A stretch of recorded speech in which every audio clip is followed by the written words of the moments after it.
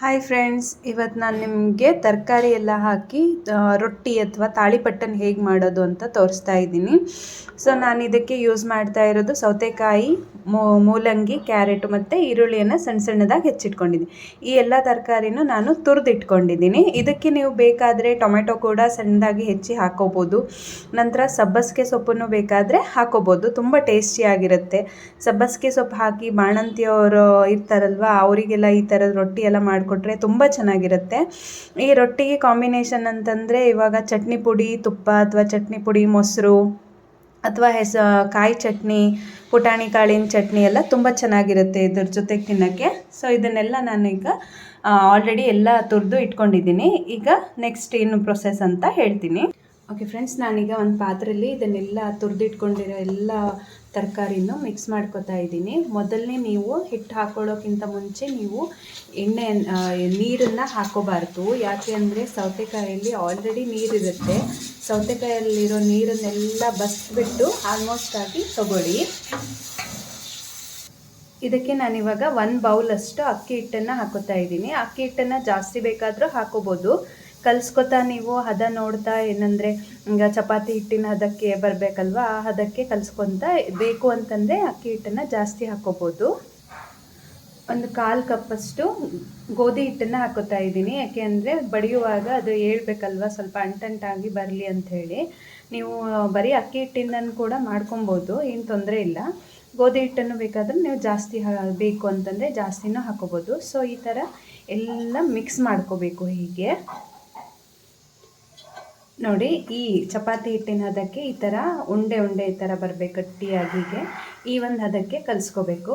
ನಂತರ ಉಪ್ಪನ್ನು ಯಾವಾಗ ಹಾಕಬೇಕು ಅಂದರೆ, ಉಪ್ಪು ಹಾಕೋದು ತುಂಬ ಇಂಪಾರ್ಟೆಂಟು. ಯಾಕೆ ಅಂದರೆ ಸೌತೆಕಾಯಿ ಇರೋದ್ರಿಂದ ಉಪ್ಪು ಹಾಕಿದರೆ ನೀರು ಬಿಟ್ಕೊಂಡ್ಬಿಡುತ್ತೆ.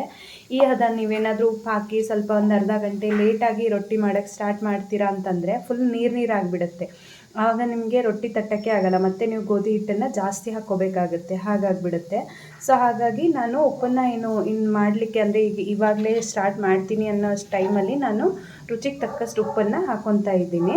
ಇವಾಗೇ ನಾನು ಸ್ಟಾರ್ಟ್ ಮಾಡ್ತೀನಿ ಒಂದು 5 ಮಿನಿಟ್ಸಲ್ಲಿ. ಹಾಗಾಗಿ ಇಲ್ಲ ನೀವು ಮಧ್ಯದಲ್ಲಿ ಬೇರೆ ಕೆಲಸ ಇದೆ, ಈ ಹಿಟ್ಟನ್ನು ಕಲಸಿ ಇಟ್ಬಿಟ್ಟು ಆಮೇಲೆ ಮಾಡ್ತೀನಿ ಅಂತ ಏನಾದರೂ ಪ್ಲ್ಯಾನ್ ಇದ್ದರೆ ಆಗ ನೀವು ಸ್ವಲ್ಪ ಲೇಟ್ ಮಾಡ್ಕೋಬೋದು. ಉಪ್ಪನ್ನು ಮಾಡುವಾಗ ಹಾಕ್ಕೊಳ್ಳಿ, ಮೊದಲೇ ಹಾಕೋಕ್ಕೆ ಹೋಗಬೇಡಿ.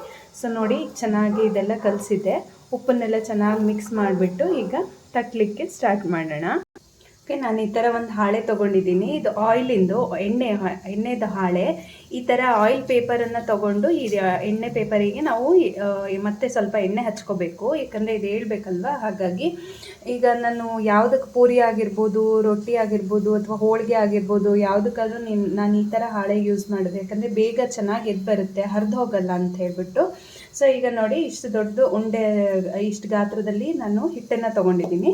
ಇದರ ಮೇಲೆ ಹಾಕಿ ಈ ಥರ ಬಡಿತಾ ದೊಡ್ಡದಾಗಿ ಮಾಡ್ಕೋಬೇಕು. ತುಂಬ ದಪ್ಪದಾಗಿ ಮಾಡ್ಕೋಬೇಡಿ, ಯಾಕಂದರೆ ತರಕಾರಿ ಇರೋದ್ರಿಂದ ಅದು ಏನಾಗಲ್ಲ ಅಂತಂದರೆ ಸರಿಯಾಗಿ ಬೇಯೋದಿಲ್ಲ. ಹಾಗಾಗಿ ಸ್ವಲ್ಪ ಆದಷ್ಟು ಒಂದು ಮೀಡಿಯಮ್ ಸೈಜಿಗೆ ಏನು ಮಾಡ್ಕೊಳ್ಳಿ, ನೀವು ದಪ್ಪಗೆ ಬಡ್ಕೊಳ್ಳಿ. ಇದು ಬಡ್ದಾದ್ಮೇಲೆ ನಾವು ತವಾ ಮೇಲೆ ಅಂದರೆ ಸುಡಬೇಕು. ಇಷ್ಟು ದೊಡ್ಡದಾಗಿ ತಟ್ಕೊಂಡ್ರೆ ಸಾಕು. ಈಗ ನಾನು ಇದನ್ನು ಎಷ್ಟು ಈಸಿಯಾಗಿ ತೆಗಿಬೋದು ನೋಡಿ, ಈ ಥರ ಹಾಳೆ ಯೂಸ್ ಮಾಡಿದರೆ. ನೋಡಿ, ಹರಿಯೋದೇ ಇಲ್ಲ, ಎಷ್ಟು ಚೆನ್ನಾಗಿ ಬರ್ತಾ ಇದೆ, ಎಷ್ಟು ಚೆನ್ನಾಗಿ ಬಂದಿದೆ. ಇಲ್ಲಿ ನಾನು ತವಾನ ಆಲ್ರೆಡಿ ಕಾಯ್ಲಿಕ್ಕೆ ಇಟ್ಟಿದ್ದೀನಿ. ಈಗ ನಾನು ಇದನ್ನು ಹಾಕ್ತಾ ಇದ್ದೀನಿ ಬೇಯಿಸ್ಲಿಕ್ಕೆ.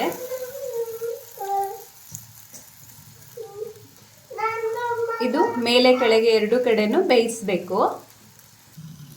ಬೇಕು ಅಂದರೆ ಸ್ವಲ್ಪ ಮೇಲೆ ಈ ಥರ ಎಣ್ಣೆನೂ ಹಚ್ಕೊಳ್ಳಿ. ಕೆಲವೊಬ್ರಿಗೆ ಎಣ್ಣೆ ಇಷ್ಟ ಆಗಲ್ಲ ಅಂದರೆ ಎಣ್ಣೆಯನ್ನು ಹಾಕಬೇಕು ಅಂತಿಲ್ಲ. ಸೊ ಆಗಿದೆ ಮೇಲ್ಗಡೆ. ಈಗ ನೋಡಿ, ಮತ್ತೆ ನಾನು ಕೆಳಗಡೆ ಮತ್ತೆ ಎರಡೂ ಸೈಡು ಚೆನ್ನಾಗಿ ಬೇಯಿಸ್ಕೋಬೇಕು. ತುಂಬ ಚೆನ್ನಾಗಿರುತ್ತೆ. ಮಕ್ಕಳಿಗಂತೂ ತುಂಬಾ ಹೆಲ್ದಿ ಫುಡ್. ಯಾಕಂದರೆ ಕ್ಯಾರೆಟ್ ಇರೋದ್ರಿಂದ ಕಣ್ಣಿಗೆ ಒಳ್ಳೆಯದು, ಮೂಲಂಗಿ ಮತ್ತು ಸೌತೆಕಾಯಿ ಎಲ್ಲದೂ, ಈರುಳ್ಳಿ ಎಲ್ಲದೂ ಇದೆ. ತುಂಬ ಟೇಸ್ಟಿಯಾಗೂ ಇರುತ್ತೆ. ಮಕ್ಕಳಿಗೆ ಸ್ಕೂಲಿಗೆ ಕಳಿಸ್ಲಿಕ್ಕಿರ್ಬೋದು, ಸಂಜೆ ಟೈಪ್ ಸ್ನ್ಯಾಕ್ಸ್ ಇರ್ಬೋದು, ಎಲ್ಲದಕ್ಕೂ ತುಂಬ ಒಳ್ಳೆಯದಾಗುತ್ತೆ. ನೋಡಿ, ಈ ಥರ ಚೆನ್ನಾಗಿ ಇಲ್ಲೆಲ್ಲ ಬೆಂದಿದೆ ಇವಾಗ ಇದು. ಸೊ ಇವಾಗ ಇದು ಇಲ್ಲಿ ಈ ಥರ ಸ್ವಲ್ಪ ಕಪ್ಪದಾಗಿ ಬಂದರೆ ಚೆನ್ನಾಗಿ ಬೆಂದಿದೆ ಅಂತ ಅರ್ಥ. ಸೊ ಎಷ್ಟು ಸ್ಮೂತಾಗಿರುತ್ತೆ ನೋಡಿ. ಇಷ್ಟು ಅಂದರೆ ತಿನ್ನಕ್ಕಂತೂ ತುಂಬ ಬಿಸಿಯಾಗಿ ತಿಂದರೆ ಅಂತೂ ತುಂಬ ಚೆನ್ನಾಗಿರುತ್ತೆ. ಚಟ್ನಿ ಪುಡಿ ಮತ್ತು ಮೊಸರು ಜೊತೆಗಂತೂ ತುಂಬ ಒಳ್ಳೆ ಕಾಂಬಿನೇಷನ್ನು. ಇದು ನೀವು ಮಕ್ಕಳಿಗೂ ಕೂಡ ತುಂಬ ಒಳ್ಳೆಯದೇ ಮಾಡಿಕೊಡಿ. ಅಥವಾ ಇದಕ್ಕೆ ಸಬ್ಬಸಿಗೆ ಸೊಪ್ಪು ಹಾಕಿದರೆ ಬಾಣಂತಿಯವರಿಗಂತೂ ತುಂಬಾ ಒಳ್ಳೆಯದು. ಯಾಕಂದರೆ ಅವರಿಗೆ ಹಾಲು ಚೆನ್ನಾಗಿ ಜಾಸ್ತಿ ಆಗುತ್ತೆ ಸಬ್ಬಸಿಗೆ ಸೊಪ್ಪು ಜಾಸ್ತಿ ತಿಂದರೆ. ಹಾಗಾಗಿ ಇದಕ್ಕೆ ನೀವು ಸಬ್ಬಸಿಗೆ ಸೊಪ್ಪನ್ನು ಕೂಡ ಮಿಕ್ಸ್ ಮಾಡ್ಕೋಬೋದು. ನೋಡಿ ಫ್ರೆಂಡ್ಸ್, ಎಷ್ಟು ಚೆನ್ನಾಗಾಗಿದೆ. ಸೊ ನೋಡಿ, ಈ ಥರ ಇದು ಮಾಡಿದ್ರೂ ಎಷ್ಟು ಸ್ಮೂತಾಗಿ ಆಗಿರುತ್ತೆ ಅಂತ. ಸೊ ನಿಮ್ಮ ಮಕ್ಕಳಿಗೆ ಸ್ನ್ಯಾಕ್ಸಿಗೆ ಸ್ಕೂಲಿಗೆಲ್ಲ ಕಳ್ಸೋಕ್ಕೆ ಚೆನ್ನಾಗಿರುತ್ತೆ.